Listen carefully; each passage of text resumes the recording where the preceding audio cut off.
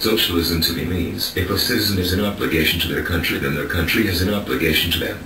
If citizens are required to lay down their life for their country, then their country has, at the very least, an obligation to ensure every citizen has sufficient food and shelter and medical care. The age-old excuse citing the lack of money is nonsense, as many governments ran surpluses during the 90s and social programs were not increased. If a country can produce enough food for export, it can feed all its citizens. Second fallacy is claiming government programs and white laziness. Human beings have a natural tendency to want to get ahead. In the vast majority of cases, laziness is due to depression or one's inability to see a clear way out of a particular situation. The third fallacy is government cannot do things as well as private enterprise. Perhaps a timely example is the lack of high-speed internet in rural areas. Businesses won't supply it because it's not a moneymaker. Then think back to the rural electrification of the country years ago.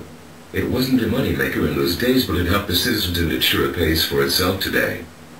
We have seen unimaginable progress in the last 100 years, especially where food production and home building is concerned. Little has changed. Whether we're talking about the labor involved in farming or producing building materials, the price of food and housing has increased along with everything else. That is not necessary. Government-run food production and home building, not-for-profit endeavors, would go a long way to ensure everyone had enough to eat and a decent place to lay their head. The problem with socialism is people look at countries that are ripe with corruption. It's the same as when Russia switched to capitalism. It didn't work very well because the country was corrupt. The people still went hungry, so, in their view, capitalism does not work, but we know capitalism does work. It encourages people to strive for better things. However, basic food and shelter should not be among those things. Nor should medical care. Nor education. Those are things the government can afford. Those are things to which every citizen should be entitled. That's my idea of socialism. I think that socialism is just a polite way of saying communism. It is where the state owns everything and the people are slaves to the state. We saw 50 years of people fleeing those type of countries and coming here.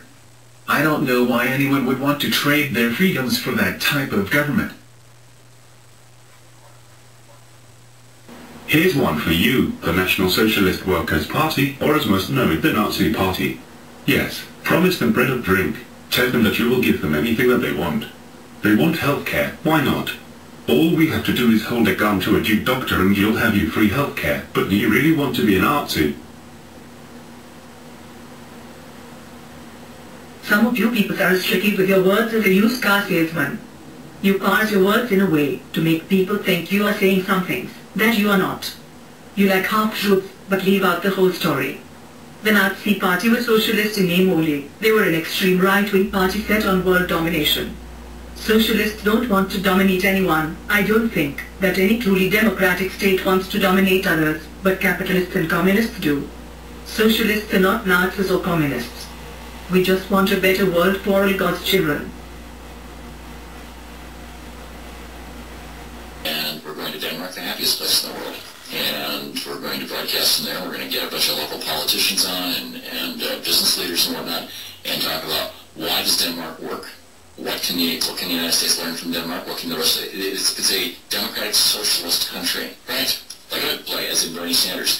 And I think it's a perfect bookend. Great. There are a number of countries over there we can learn from. Finland, Sweden, Norway, recent countries. Yeah.